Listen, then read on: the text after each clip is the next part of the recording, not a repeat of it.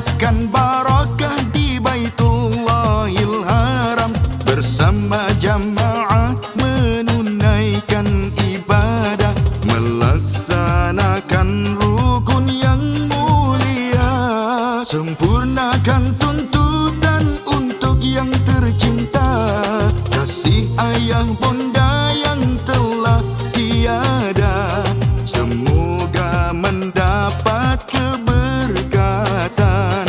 Marhaban ya duyufur rahman.